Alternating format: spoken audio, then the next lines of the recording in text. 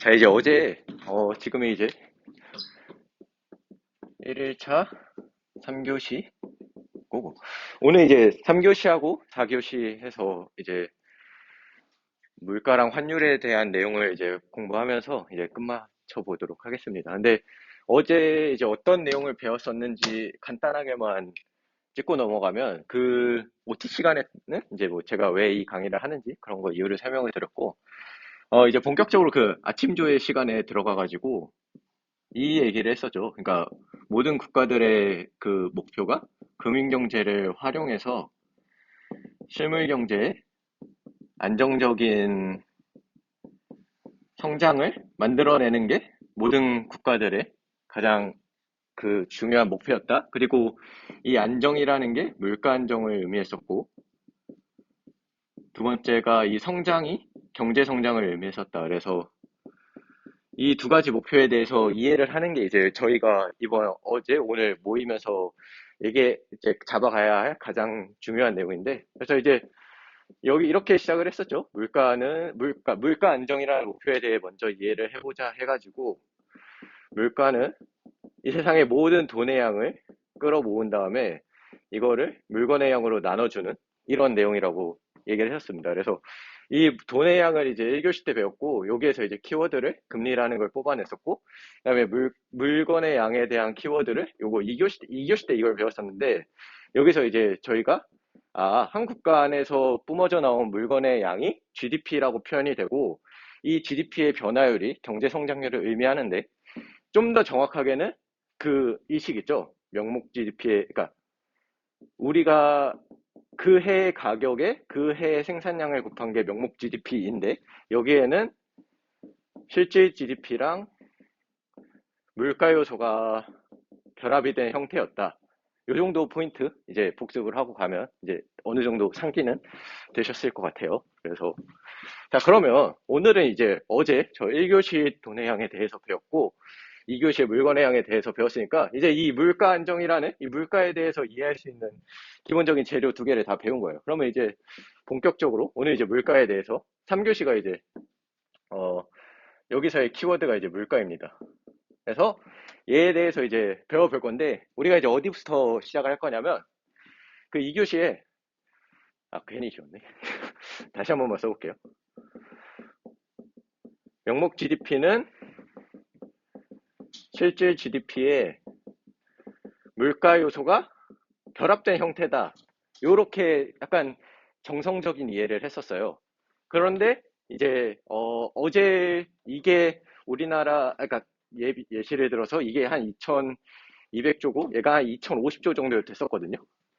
이런 관점으로 물가가 상승하는 상태에서는 명목 GDP가 실질 GDP보다 살짝 크구나.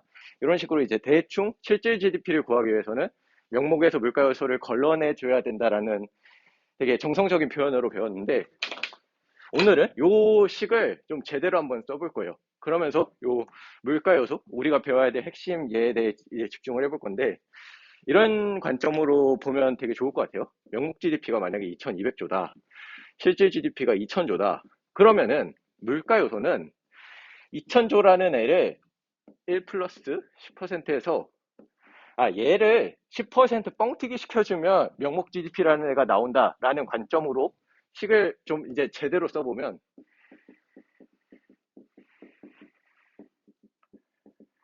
그러니까 식 자체는 너무 당연한데, 얘가 갖고 있는 그러니까 함의 자체가, 명목 GDP가 실질 GDP, 실질 GDP에서 물가 요소만큼 뻥튀기 된다라는 이 관점이 요 식에 녹아들어 있더라는 거를 가져가는 거예요. 그러면은, 어제는 그냥 얘네 두 개가 대충 합쳐져서 명목 GDP가 된다라는 식이 이제는 이렇게 좀 정확하게 써지는 거죠. 그래서 우리가 얘를 물가 요소라고 부르는데, 이게 2200조고 얘가 2000조면은 얘가 몇이죠? 이게 한 1.1이 되는 거잖아요. 근데 그러니까 얘가 우리의 그 물가 지수의 뿌리가 되는 놈이거든요. 근데 1.1이라고 표현하는 게 그 눈에 잘 보이지 않는다고 해가지고 그 경제학자들은 이 물가 요소에 이제 우리 눈에 직관적으로 잘 보이게 하려고 여기다 100을 곱해준 얘를 이제 물가지수로 표현을 해요. 얘가 이제 1.1이면 110이 될 거잖아요. 그러니까 얘가 이제 110이라는 크기만큼이 물가지수라고 이제 얘 이름이 있는데 얘가 GDP 디플레이터거든요. 그래서 얘가 뭐냐면 금융경제에서는 금리라는 키워드가 있고 이 실물경제에서는 GDP라는 키워드가 있었듯이 물가에서는 가장 대표되는 지수가 뭐냐라고 물어보면 GDP 디플레이터라고 얘기를 해요. 그래서 좀만 이제 구체적으로 설명을 해보면 어제 2022년의 명목 GDP가 어제 설탕 공장이 시도를 했었죠. 2022에 얘가 다 더해서 얘가 한 2200조고 그다음에 어제 예시를 들었던 게 실질 GDP가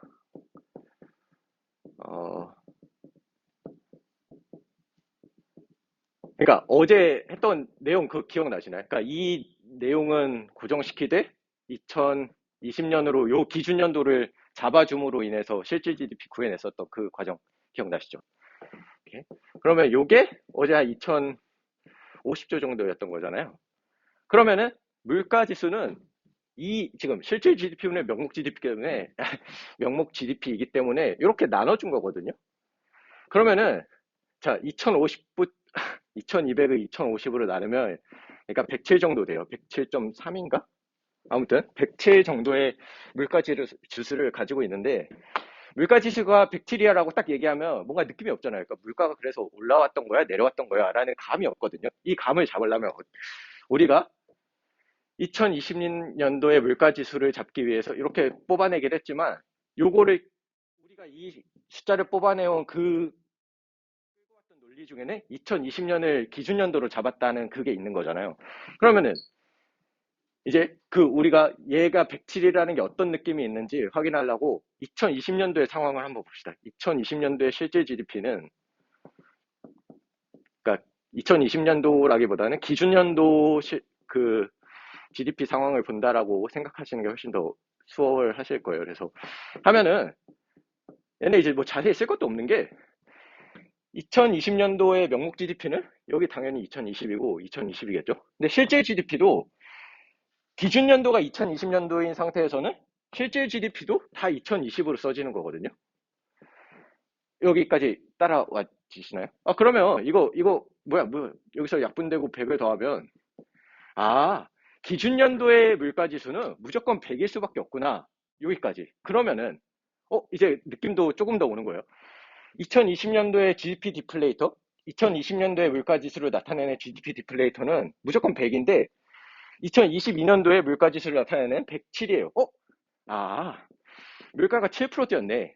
그러니까 이 GDP 디플레이터의 변화율이 우리가 흔히 얘기하는 요즘 뭐 인플레이션 시대에 들어섰다 하면서 막 물가 상승이 엄청나서 이거 어떻게 잡아야 되는데 이런 난리가 경제 뉴스에서 많이 나는 게 물가가 상승했다라는 의미가 이렇게 정확하게 측정이 되는 거구나. 그래서 우리 이제 제가 드렸던 자료 보시면 이제 구체적으로 이건 제가 계산을 쉽게 하기 위해서 2200, 2000 뭐 이렇게 쓴 건데 자료 보시면 그 첫 번째 장에 실질 GDP가 지금 1910.7, 그러니까 1910조 정도 되는 거거든요. 보이시죠? 그 다음에 명목 GDP가 2057조가 되는 거예요. 이게 진짜 우리나라 지금 현실 2021년도 상황인데 얘를 이제 나눠가지고 곱하기 100을 하면 그 오른쪽에 있는 값 107.7 이렇게 지금 인터넷에 쳐보시면 2021년도에 물가지수는 107.7이라고 나오는 거거든요.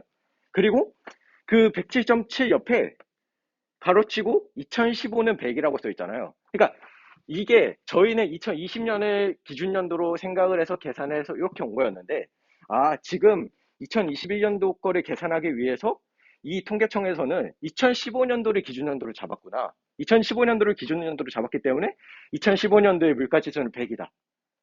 라는 사실까지. 그래서 네.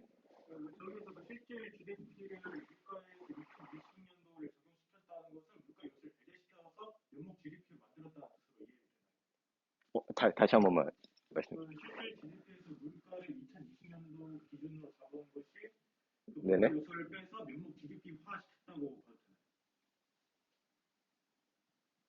명목 GDP 실질 그러니까 여기 말씀하시는 거죠. 여기서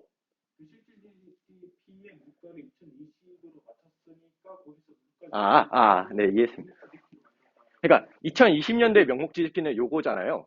즉 이건 완벽하게 이해되시죠? 그러니까 근데 실질 GDP를 구할 때는 이 해에 그러니까 이 해랑 상관없이 그러니까 2020년도에는 2022년도에 그 실질 GDP를 구하려면 그냥 기준 연도를 이렇게 기준을 잡아줬던 것처럼 얘도 얘가 2020년도인 거는 중요한 게 아니라 2020년도에 그러니까 2000 어떠한 연도가 오더라도 기준 연도는 20년도로 잡자라고 우리가 지금 약속을 하고 계산을 하는 거잖아요. 근데 우연히 우리는 2020년도에 명목 GDP를 구하는 과정이었으니까 이거를 바꾸더라도 그러니까 2020년 어떠한 해가 오더라도 얘는 무조건 기준 연도를 20년도로 생각했기 때문에 그냥 얘가 이렇게 되는 거죠. 그러니까 실질 GDP가 명목 GDP화 되었다라기보단 명목 GDP를 실질 GDP로 바꿨는데 그 해가 동일했기 때문에 그냥 똑같은 값이 나오게 되었다라고 보시면 될 것 같아요. 그렇죠, 그렇죠, 그렇죠. 그 기준 연도 해에는 명목 GDP와 실질 GDP가 같을 수밖에 없는 거죠. 네, 되셨나요? 그렇죠. 그러니까 물가 요소를 걸러내주기 위해서 기준 연도를, 맞아요. 기준 연도를 잡았는데 우연히 같은 거죠. 그러니까 우연이라기보다 같을 수밖에 없는 거죠. 그 기준 연도를 잡았던 해에는 명목 GDP랑 실질 GDP. 그래서 같을 수밖에 없어서 기준 연도로 무조건 100이 나올 수밖에 없는 이런 상황. 그래서 2021년도에 GDP 디플레이터는 107.7이구나. 그러면은 2015년도에 물가보다 7.7% 상승했다라고 이제 그 뉴스에 GDP 디플레이터 의외로 기사나 이런 데 찾아보면 나오거든요. 그래서 GDP 디플레이터가 이걸 지금 물가 얘기하고 있는 거구나. 그것까지 잡아내면 일단 네, 어느 정도는 된 것 같습니다. 그러면 자 이제 그게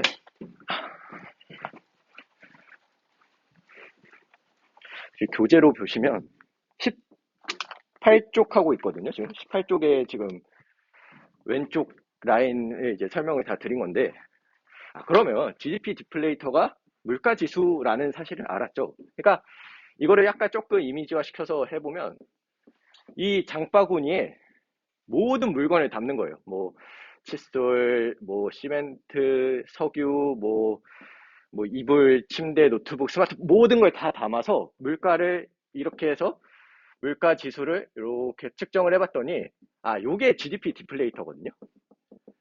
이제 좀 이해를 그런데 우리가 이제 물가를 측정할 때는 이 모든 물건들이 담겨져 있는 물가만 측정하면 되게 큰 틀에서만 본 거란 말이에요. 그러니까 얘를 약간 구체화시킬 수도 있는데 무슨 말이냐면 이 장바구니에 이제 실제로 우리가 실생활에 필요한 소비자들이 쓰는 물건만 담아요. 그러면은 뭐 고기가 될 수도 있고 칫솔, 치약, 뭐 생필품 같은 거, 뭐 김치 뭐 이런 것들을 담아서 따로 그러니까 여기서 요 모든 물건들이 담겨 있는 거에서 일반 사람들이 쓰는 물건들만 쏙쏙 뽑아서 다시 장바구니에 넣어서 잰 게 요걸 CPI라고 부르거든요. 얘가 커스터머 프라이스 인덱스라고 해서 실제로 우리 엄마가 그러니까 장바구니 아니라 장 보러 가서 이번에 물가 진짜 많이 오른 것 같다. 뭐 장보기 무섭다. 이런 말이 나오는 게 이 CPI가 올라갔기 때문인 거거든요. 근데 이 CPI가 얘는 진짜 제가 장담할 수 있는데 진짜 많이 나와요. 얘는 경제 뉴스 기사 뭐 할 거 없이 CPI라는 단어는 많이 나오는 거고 그래서 얘도 물가 지수긴 한데 정말 우리 실제 현실에 막다트려져 있는 물가 지수다라는 거 요거 짚어가시면 되고 그런 다음에 이번에는 기업 위주로 기업들이 물건을 공급할 때 얘네들이 그 뭐 시멘트를 수입할 수도 있고 석유를 수입할 수도 있고 뭐 콘크리트를 그러니까 수입을 해서 물건을 만들어낼 거 아니에요. 그러니까 얘네들 입장에서 좀 중요한 물건들을 장바구니에 담아서 계산한 물가 지수를 얘는 PPI라고 하거든요. 프로듀서 프라이스 인덱스 뭐 이런 식으로 얘기를 해요. 그래서 얘도 사실, 그러니까 물가 지수가 거칠게 모든 물건들을 통으로 치면은 얘가 이제 가장 대표되는 물가 지수긴 하지만 구체적으로 요 두 가지 물가 지수도 있다라는 포인트 집어가시면 네. 네, 그렇죠. 생활 물가 지수죠. 네. 그래서 이게 뭐 약간 형국으로 치면 여기 이제 그 경제 주체 중에 개인이라는 애도 있고 기업이라는 애도 있었잖아요. 그래서 개인이라는 애가 약간 이렇게 장바구니를 들고 있는 모습이고 기업이라는 애가 장바구니를 들고 있는 이런 느낌이다라고 가져가시면 될 것 같아요. 그래서 물가 지수에는 큰 틀로 보면은 GDP 디플레이터라는 애가 있었는데 얘를 좀 더 구체적으로 돋보기를 들여다대서 보니까 CPI랑 PPI로 나눠서 볼 수도 있구나라는 사실까지 이제 가져가는 거죠. 그러면 어, 어느 정도는 이제 이 물가랑 사회 거기까지 그러니까 지금까지의 내용을 살짝 정리를 해보면 어제 2교시에 했었던 내용하고 같이 버무려서 한번 이제 요약 한 번만 하고 이제 넘어가도록 하겠습니다. 그러니까 물가가 이제 오늘 3교시에 배운 게 자기소개를 하는 건데 이제 얘 이름이 GDP 디플레이터예요. 이터고 얘 별명이 CPI랑 PPI가 있었던 거예요. 그다음에 이제 얘 남자친구가 있는데 얘가 이제 실질 GDP인 거고 그다음에 자식도 있어. 잠깐만. 남자친구면 자식이 있으면 안 되는데 남편이라고 해보죠. 하면은 이게 명목 GDP인데 이 지금 요 두 개는 뭐 얘기하고 있는 거냐면 그러니까 물가지수 GDP 아까 물가 지수가 이렇게 있으면 어 남편이 지금 실질 GDP잖아요. 그러니까 이렇게 해서 손을 잡고 잤더니 명목 GDP라는 애가 나왔다는데 그러니까 우리가 아까 그 실질 GDP에 그 물가 요소를 곱해서 나왔던 그 식 있잖아요. 그 식을 저는 처음 공부할 때 그냥 이렇게 외웠었거든요. 이러니까 그냥 안 잊혀지더라고요. 그래서 이런 식으로 지금 물가라는 놈에 대해서 한번 살펴본 거고, 어제 금리 배울 때, 금리는 돈의 가격이다라고 하면서, 이제 그거 다 배우고 나서 금리와 사회 현상에 대해서 배웠었거든요. 이번에도 이제 구조는 똑같이 가서 물가랑 사회 현상에 대해서 이제 한번 보도록 하겠습니다. 그래서, 오, 물가가 사회 현상에 어떤 영향을 미치는지 요거를 이제 한번 볼 거예요. 이러면은 이제 물가가 오르면 무슨 일이 일어나느냐라는 이제 질문을 던지는 건데 여기서의 가장 핵심은 물가가 오르면 구매력이 떨어져요. 자, 이게 무슨 말이냐? 물가가 오르면 구매력이 떨어진다. 이제 이거를 제가 설명을 해드릴 거예요. 자, 이거 한번 생각해 보죠. 제가 지갑에 100만 원이 있어요. 100만 원. 100만 원 현찰로 들고 있는데 요즘 그 태블릿을 이제 하나 장만을 해야 되는데 태블릿이 이제 그 약간 이렇게 기울여 놓은 거예요. 기울여 놓은 거.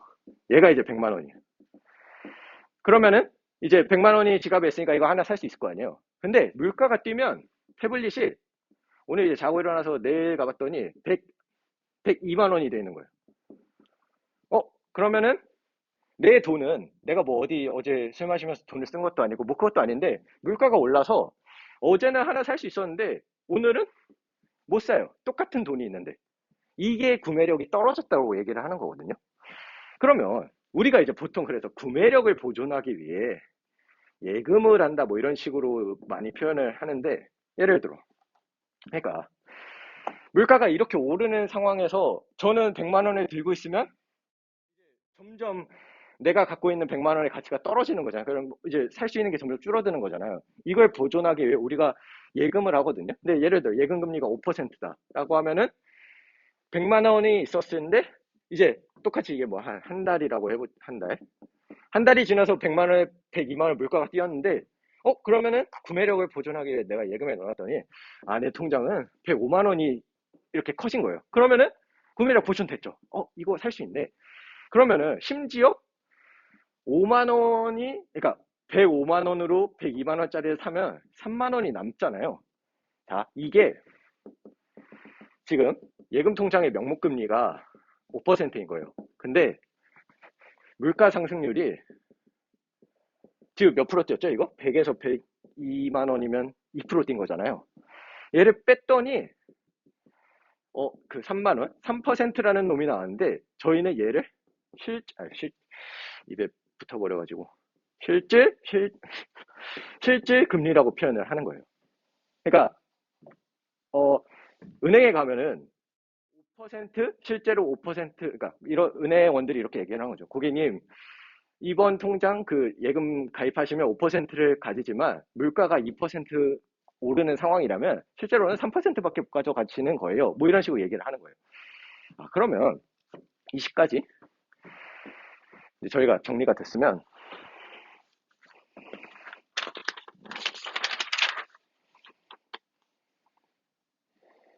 오케이. 그러면 이제 약간 관점을 좀 넓혀 볼 건데 이 예금금리가 사실 어제는 그 시중은행이 사업금나무한테 대출을 해줬잖아요. 이게 아주 어제 거의 메인 핵심 포인트였는데 예금이라는 것도 사실 우리가 이제 여기서 예금 한 1,000원을 가지고 뭐 100원 남겨두고 900원 대출해준다 어제가 이거였는데 사실 예금이라는 것도 시중은행이 우리한테 돈을 빌려가는 거거든요. 이거 납득되시나요? 그러니까 무슨 말이냐면 저희가 시중은행한테 1,000원을 예금했다라는 거는 시중은행한테 1,000원을 빌려준 거예요. 그리고 얘가 정기적으로 우리한테 이자를 주는 거거든요. 예를 들어 5% 이자를 주는 거면은 그래서 그 예금 통장이라는 게 우리가 이제 너무 익숙해서 예금 통장이지만 이거 어떻게 보면 단기 채권이거든요. 그러니까 무슨 말이냐면 우리가 시중은행한테 돈을 우리는 이제 예금한다라고 표현하지만 돈을 빌려주는 거예요. 그리고 얘를 돈을 주면서 여기 채권이라고 표현하는데 채권이 말이 너무 어려운데 이게 뭐냐면 얘를 이제 좀 확대해서 쭉 보면은 은행아 내가 너한테 원금 1,000만 원을 아니 1,000원 이거 1,000원이라고 해보죠. 1,000원을 예금해 줄 테니 1,000원을 너한테 빌려 줄 테니 연 5%로 나한테 돈을 이자를 갚아. 그러지 않으면 뭐 배를 째버리겠어. 뭐 이런 무시무시한 말을 써놓고 서로 이제 사인을 하는 거죠. 뭐 이렇게 해서 사인을 하고 그 다음에 이걸 반으로 쭉 찢은 다음에 얘가 이제 채권을 그러니까 그 이걸 가져가면서 얘는 이제 이자를 받을 권리가 있는 채권자가 되는 거고 얘는 이제 이 종이를 쭉 가져가면은 이제 이게 채권을 가져가는 거죠. 그래서 채권이 뭐의 줄임말이냐면 은행이 지금 얘한테 빚을 진 거잖아요. 이 채무에 대한 권리증서가 아니죠. 그러니까 채권자 입장에서의 채권으로 보는 게 맞겠다. 그러니까 얘가 종이를 가져가면 시중은행이 얘한테 진 채무에 대한 권리증서라고 해서 채권이거든요. 채권이 말이 어려운 게 아니라 그냥 빌려간 거에 대한 이제 그 도망갈 걸 대비해서 작성해 놓은 서류라고 볼 수 있다. 여기까지 하면은 이 채권이 이게 예금 통장이에요. 그래서 예금 통장을 저도 자세히는 본 적은 없는데 예금 통장을 자세히 쭉 읽어다 보시면 뭐 뒤에 뭐뭐 해서 단기 채권 뭐 이렇게 써 있대요. 그래서 예금하는 것도 우리가 시중은행한테 돈을 빌려준 거구나 라는 관점을 가지면 어떻게 되냐면 자 우리가 이제 얘가 이제 채권이면은 우리가 예금 통장을 갖고 있는 우리가 채권자가 되는 거잖아요. 돈 받을 이자를 받을 권리가 있는 사람.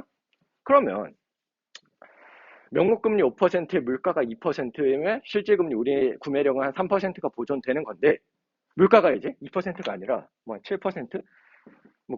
예를 들어 17%라고 해보죠. 물가가 폭등을 하는 상황이면은 채권자는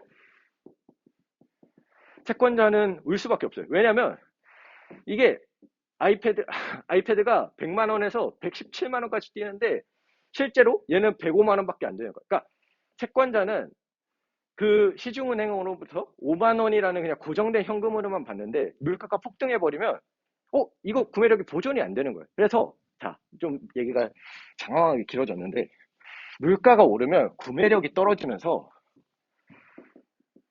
채권자가 울거든요.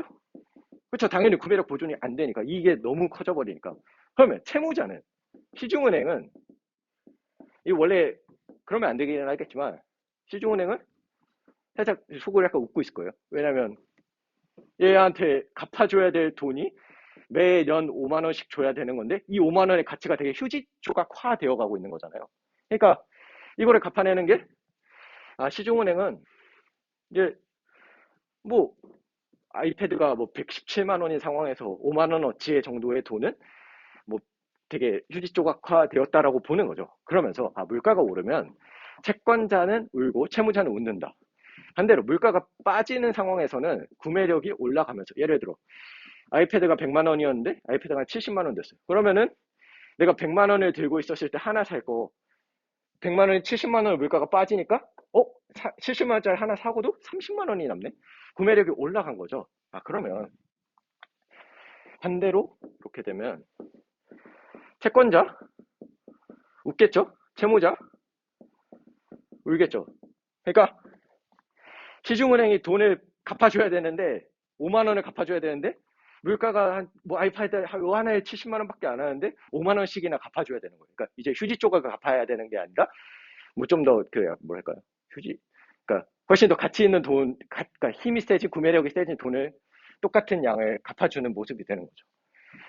이러면 그러니까 요 포인트가 제일 중요하고 그다음에 이제 뭐 이건 쉬워가지고 그냥 말씀만 드리면 바로 이해될 텐데 물가가 오르는 상황에서 일반인들은 어, 소비가 진작되거든요.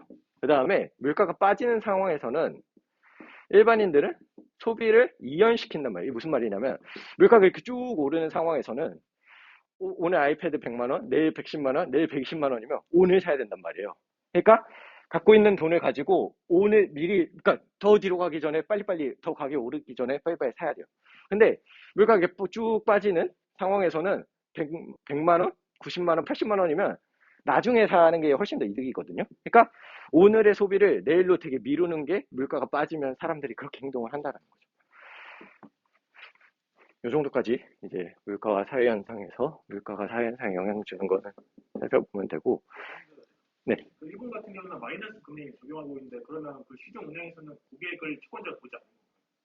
그 마이너스 금리도 사실 그러니까 그러니까 마이너스 금리가 얘한테 리테일이라고 하나요?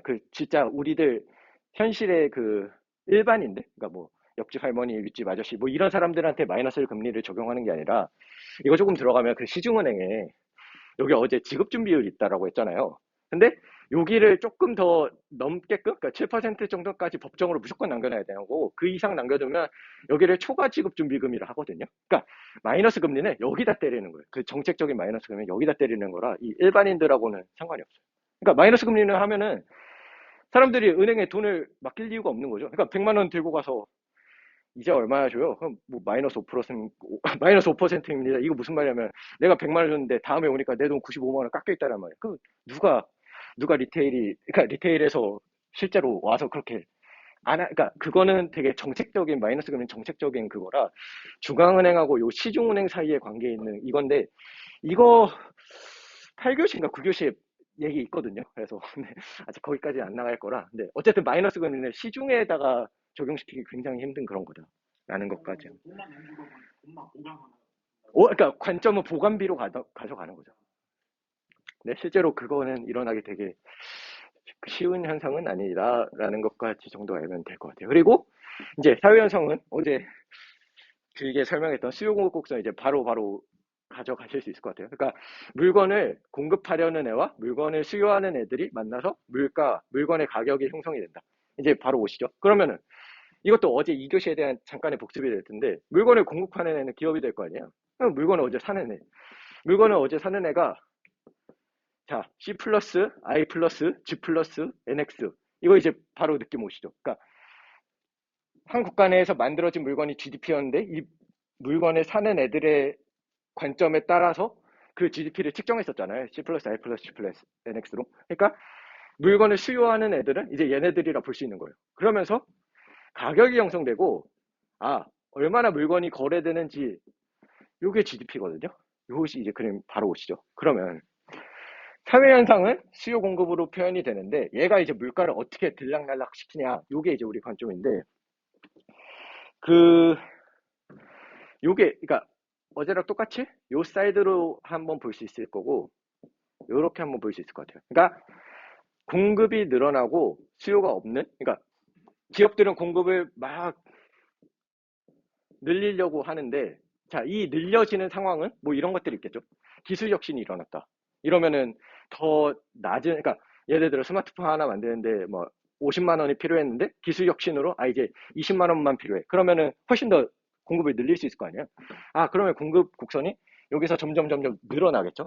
기술 혁신이 일어나거나 아니면 어 공급망이 개선되거나 이건 무슨 말이냐면 우리가 지금 그 원유 가격이나 천연가스 가격이 팍 폭등해서 지금 난리가 난 이유가 이 러시아랑 이 그 외의 지역들이 이렇게 되게 지금 공급망이 지금 차질이 생긴 거거든요. 분절이 돼가지고 이게 지금 그래서 공급이 잘 안 돼가지고 얘가 이렇게 가가지고 물가가 지금 여기에서 이렇게 해서 팍팍 치고 있는 그 상황이란 말이에요. 근데 반대로 우리 이제 요 상황을 보고 있으니까 공급망이 개선되면, 그러니까 이제 우크라이나 전쟁이 끝나면서 이제 다시 또 그 가스관이 열리고 뭐 이렇게 하면서 또 코로나 때문에 미국의 그 항만에서의 인력난이 발생했다 이런 얘기 들어보신 적 있나요? 아무튼 인력난이 발생했었거든요. 근데 코로나가 이제 끝 지나가면서부터 이제 그 인력난이 좀 해소가 되면서 그 항만에서 여기 일자리 하는 사람들의 여기 그 고용이 다시 늘어나면서 막혀있던, 그러니까 여기에 막 컨테이너선 막 며칠씩 정박돼 있고 막 이런 것들이 되게 문제 이슈화 됐단 말이에요. 근데 이런 것들이 이제 해소가 된다라는 게 이제 공급망 개선 뭐 이런 식으로 얘기를 할 수 있겠죠. 그러면 공급이 늘어나겠네. 뭐 이런 포인트가 있을 거고, 그 다음에 이제 수요가 줄어드는 거는 어 뭐가 있을까요? 금리가 올라가면 사람들이 대출을 받는 것도 힘들지만 그러니까 대출을 갚을 때 필요한 이 이자 비용도 늘어나거든요. 그러면 자기가 벌어들인 소득에서 이 이자 빼고 나서 이제 그 물건 사러 돌아다니는 건데, 금리가 오르면 이제 이 수요가 위축이 되겠죠. 뭐 이자 갚는데도 지금 힘 많이 써야 되는데 무슨 물건을 사고 막 이렇게 하면서 공급이 늘어나고 수요가 줄어들면 여기 있던 가격이 물가가 이렇게 빠지는 거거든요. 그러니까 사회 현상에서 수요가 꺼지고 그 공급이 살아나면 이제 물가는 이렇게 빠지는 내용을 볼 수 있겠죠. 반대는 이제 뭐 그냥 정말 그냥 얘기를 다 반대로 돌리면 되는데, 자, 기술 혁신이 잘 안 일어난다. 우리가 지금 이제 저성장 시대 뭐 이런 시대에 도래했다 뭐 이러면서 뭐 옛날에는 인터넷 혁명이니 뭐 3차 산업혁명, 지금도 4차 산업혁명이긴 한데 이 4차 산업혁명이 막 지금 뭐 생각보다 그렇게 뭐 많이 뭐 그렇게 성장하지 못하는 뭐 그런 식으로 얘기가 나오면 기술 혁신이 잘 안 된다. 이러면은 공급이 빠지겠죠. 그 다음에 공급망 개선을 했을 땐 공급이 늘어나는데 뭐 전쟁이 약화된다 이러면서 공급망에 차질이 생기면 공급이 줄고, 그 다음에 수요 같은 것도 금리가 뭐 낮아지거나 뭐 아니면 사람들의 소득이 늘어나면 이 수요가 이렇게 늘어나겠죠. 그러면은 여기 있던 물가가 오르는 거 맞나요? 맞죠. 물가가 오르게 되는 이런 식으로, 어제는 금리와 사회현상에 대해서 비교했는데 오늘은 이제 물가랑 사회현상 이 정도로 잡아가면 거의 다 된 것 같아요. 그러면 이제 마지막으로 체크해야 될 게 뭐냐면, 아니 그래 뭐 이건 알겠고, 요 내용이 살짝 그래도 제일 중요한 것 같거든요. 이게 그래도 그러면 아니 이제 마지막으로 이제 이번 시간 질문 마지막 하나 던져보는 거예요. 아니, 그럼 물가가 어떤 놈인지도 알겠고, 물가가 뭐 사회현상하고 어떤 관계를 맺는지도 알겠다. 그러면, 야, 물가가 오르는 게 좋은 거야? 아니면 내리는 게 좋은 거야? 뭐가 좋은 거야? 나는 이제 질문을 던지는 거예요. 그러니까 이 질문에 대한 답이, 요 물가 안정이라는 게 도대체 뭐야? 라는 거에 정답이 될 수 있을 것 같아요. 그러면, 이제, 한번 생각을 해보는 거죠. 그러니까 물가가 오르면 얘한테는 안 좋고, 얘한테는 좋고, 물가가 내리면 얘한테는 좋고 얘한테는 안 좋고, 그러니까 뭐 뭔가 약간 모든 일에 장단점이 있듯이 뭔가 뭐가 뭐지? 이거에 대한 답을 할 때는 이제 제가 이제 답을 딱 한 줄을 드릴 건데, 그 판단 기준은 이거인 것 같아요. 이게 지금 우리가 한 국가의 모습이잖아요. 근데 우리가 그 어제 1교시 때 아침 조회 시간이죠. 아침 조회 시간 때 대출이 늘어나면서, 그러니까 이 금융경제가 탄생하게 된 이유, 이 실물 경제의 성장을, 경제 파이를 극대화시켜주기 위해 대출이라는 시스템이 등장했다고 배웠잖아요. 근데 이 대출이라는 거에 장점이 경제 파이를 극대화시켜준다 이지만 단점도 있거든요. 단점이 이제 모든 그 사업 꿈나무들이 이제 돈을 빌려가면은 사업을 성공시키지 못할 거예요. 얘가 사업이 실패가 되면 이 사회에 빚이 막 이렇게 쌓이는 거거든요. 막 그러니까 뭐 그러니까 부채하고 빚하고 같은 말인데 막 이렇게 이 한 국가에 빚이 엄청 많이 쌓이는 거예요. 이게 우리들의 지금 현 상황이거든요. 뭐 일본 같은 경우는 국가 부채가 GDP 대비 250%가 넘어요. 그러니까 우리가 100을 생산하는데 뭐 부채가 200씩이나 있는 거예요. 우리나라도 한 50에서 100 정도 사이에 있는 거고, 뭐 유럽은 100, 이미 유럽 100 넘어갔고, 미국도 아마 한 100에서 150 사이에 있을 거예요. 그러니까 만들어내는 거에 비해 부채가 너무 많은, 그러니까 부채 과잉의 시대에 우리는 살고 있거든요. 아, 우리가 지금 이런 상황에 살고 있는 거면, 그래도 부채가 과잉이라는 거는 지금 채무자가 울고 있는 게 아니라 진짜 이건 거의 뭐 엉엉 울고 있는 거잖아요. 이러면은 아 얘를 좀 웃게 해줘야 되지 않겠냐 이런 식으로 이제 접근을 하는 거죠. 그러면은 그렇다고 과도한 물가 상승은 너무 심하니까 적정한 물가 상승을 만들어내는 게 이 빚을 적당히 녹여주는 효과를 가져올 수 있거든요. 그러니까 빚을 적당히 녹여주는 게 이제 채무자를 살짝 웃게 만든다 이 표현인 거예요.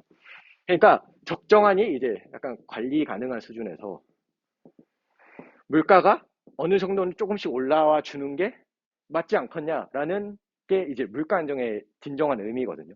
그래서 보통 한 2에서 지금 한 4% 정도를 타겟팅해서 그 많은 국가들이 얘기를 하고 있는 것 같은데 이게 이제 오늘 요즘 미국 같은 경우 막 이게 막 물가 막 8%씩 뛰고 막 이런단 말이야. 그러니까 요 바운더리에 지금 우리는 요거를 목표로 적당한 빚을 녹여주는 어느 정도의 물가 상승이 있는 걸 원하는데 이거보다 더 과하게 나타나니까 지금 막 금리 인상하고 막 물가 잡겠다 난리가 나는 거예요. 그래서 아 물가라는 놈이 뭐 어떤 놈인지 배웠고 얘가 사회 현상과 어떤 관계를 가지는지까지 배웠고 그 다음에 그래서 물가 안정이 구체적으로 어떤 걸 의미하느냐 물가가 적정한 관리 수준에서 살짝 올라주는 요게 빚이 많은 부채 과잉의 상황에서는 더 좋은 거다라는 것까지 이제 해서 내용은 다 배웠고 이제 기사 요 첫 번째 페이지 아래쪽에 기사 한 번만 보시면 그 첫 번째 인용한 게 그러니까 바로 나와요. 그러니까 이게 그냥 기사 땡짠데 GDP 디플레이터는 딱 보자마자 그냥 물가 얘기하려나 보다. 바로 들어오시는 거죠. GDP 디플레이터는 전년 같은 기간보다 2.3% 상승했다. 물가가 2% 뛰었구나. 바로바로 이제 들어오시는 거죠. 그래서 쭉 가다가 이제 그 두 번째 줄면 오른쪽에 이제 그 수출입 등까지 포함한 전반적인 물가 수준이 반영된 거시경제 지표이다. 이거 이제 바로 이해되시죠? 이제 그 다음 그 아래에 인용한 거 한 번만 볼게요. 시장에서는 한국 시간으로 해서 미국 4월 CPI에 주목하고 있다.